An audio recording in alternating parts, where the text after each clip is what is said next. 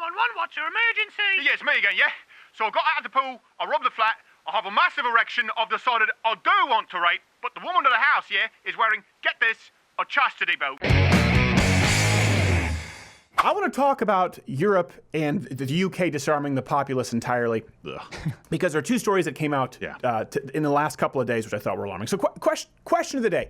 Facts and stats that we've always talked about this, they don't exist in a vacuum. So we can compare violent crime statistics, gun control, drug prices, things like that. At a certain point, you do have to decide. Would you rather live in a European-style society that values the collective welfare with admittedly perhaps greater comfort, or the American model that values the individual and rewards industriousness? Freedom versus comfort. Freedom versus safety. What would you rather live in? Let's take away the stats right now. This is the macro. I'd like to hear some comments. So where does this come from? Families in Britain have been ordered by housing officials to remove children's pools from the gardens because burglars could drown in them. Yeah, that's true. This comes from the Sun. Landlords told residents they were worried from surrounding area and potential burglars wandering in at night could trip and fall in the water. So we bring this up because this is what's actually happening in Europe. And by the way, we just so happen to have the 911 exclusive of this cat burglars. Wow. It did happen. Dance with Death exclusive. 911, what's your emergency? Okay, sir, calm down, I can't hear you. I can't swim, yeah? And I found myself in the pool trying to rob a flat. So what's that? You can't swim and you're drowning in the pool trying to rob a flat. Is that right? Yes, that's the problem. Okay, so what's the pool look like? Blue and inflatable. Okay, so blue and inflatable. Okay, I think I've got some help. Listen to me, calm down. I think it would help. You stood up.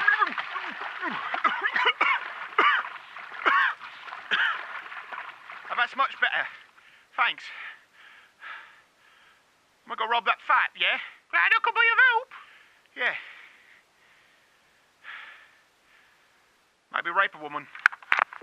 It's a human right. Oh my gosh. By the way, hit the notification bell if you are subscribed, because apparently subscriptions don't mean anything anymore, and you'll be notified on your phone. Or join Mug Club. That's the only way you get the full show every single day. You can talk about gun control all you want. Okay, self-defense is illegal in the UK. Yep. Let's just be straight out. Yeah. It's illegal. Let's be honest. You think that's moral? Even if it resulted in significant death reduction, which it hasn't, do you think it's moral to outlaw the right to defend oneself? We have a few stories. This has been going on for a while. Good example is an English homeowner had a toy gun, a cap gun, I believe. He detained two burglars in his house while he called the police. The police arrested the homeowner for the toy gun.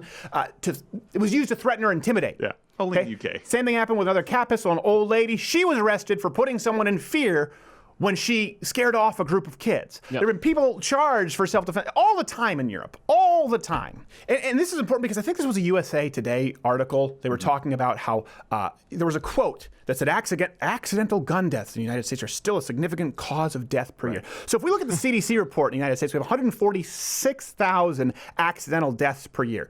The top things like you'd expect, auto accidents, accidental poisoning is like 47,000, even accidental hangings. How do you do that? I don't know. What kind of screwed up day do you have to have to end up at that stat? I know one way, but I wouldn't think it result in 6,900.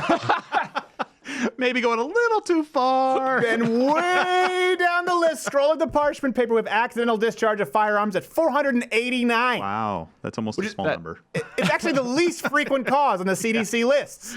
Oh my gosh. Now, let's contrast that with this. This is why I say it doesn't exist in a vacuum. How many people who are just, okay, let's start with this, arrested in the UK for nothing more than speech? Yeah. 3,300 people in 1 year. That's about 9 people a day for hate speech online. A lot of time, by the way. Gosh. Guy was jailed for singing Kung Fu Fighting, charged for hate speech at a karaoke bar. That's reasonable. That actually happened. Keep in mind, too, it really matters. Crime rates are skyrocketing. Yeah. Everyone thinks there's no crime. It's like, that's an American issue. No. Not at all. Not at all. Here's the thing, too. Like, there's this myth out there that it's the choice between freedom or safety. Like, it's one or the other. Like, of course, a lot of people would say, well, you know, I would give up a lot of freedom for safety. But you see here, it's neither or. Right. You don't get the freedom or the safety. No, you don't get either. You can't have either. Ways. No, both are impossible to have. And especially, I mean, just look at the violent crime of rapes across Europe and in England in particular. Like, it's awful. Well, it's hard to look at those crimes because they go unreported. Hard. So let me ask you, what's a scarier thought, okay? give you an example. Let's say you don't follow the gun manual and you accidentally shoot yourself, or the prospect of living in a society where it is illegal to protect yourself and your family from violent criminals. And this is why it comes down to the society at large. What values more? The value of trying to ensure equal outcomes, or the value of your God-given right to self-preservation? This is what it comes down to. And 2 stories in 48 hours, we say, okay, we're going to have to go back and revisit this. Look this up. Look at the jailings for speech. Look at people defending themselves and the cases and the precedents set all across Europe, but specifically the UK.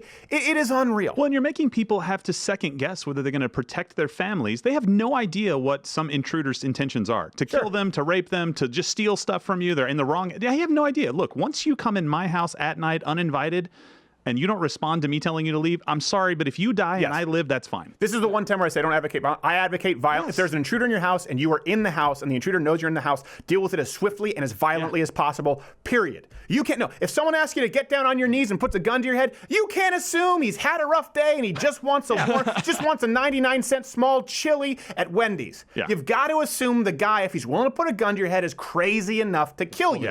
It's not my job. It's not on you anymore. The UK is more concerned with protecting criminals than allowing its citizens to protect their families. And there's a reason, by the way, that a crime of passion is treated differently from a premeditated crime. Okay, this is a premeditated crime by the government against its people. This is spine-tingling level scary. Can you imagine how emboldening to the criminals this must be? Imagine you're a criminal right now looking to do a home invasion. You're going like, ha! What? They're making them take away the pools. We didn't have a problem with the pools. It's called a win-win. I am nowhere near as concerned about an intruder, the prospect of an intruder, and myself with a weapon. Maybe a struggle ensues over the weapon, and I get hurt. Versus a criminal knowing they can come into my house. Yeah. Live in a society where they know they can come into my house, commit heinous crimes, and that there's nothing I can do about it. And if I try to do something about it, they'll see me in court, and they'll probably win. Yeah.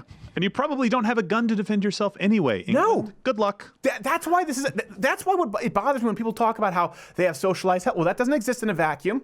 It exists in if you look at the entire picture, what are you doing as far as national defense? Canada, can you protect your own borders? Not really. How about the UK? Are you inventing all the drugs? When they say, well, we don't have to have the kind of gun violence you have in the United States. Okay, but what do you have instead of that? You have homeowners going to jail for protecting themselves. You have skyrocketing rape and stabbings. Mass stabbings, by the way. Yeah. Mass stabbings. It's a thing. People being stabbed. A mass. This is what really bothers when every killing is a killing spree in there. Yes.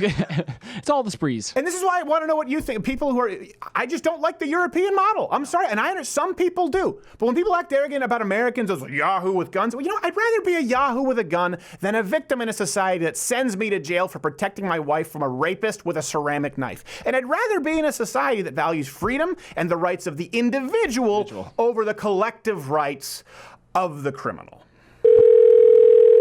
911, what's your emergency? Yeah, it's me again, yeah?